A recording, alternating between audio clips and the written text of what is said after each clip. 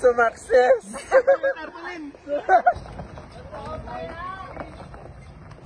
Yes, sir! Yes!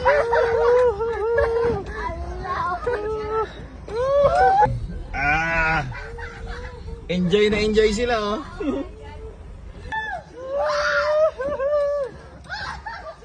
Ganda! Ganda!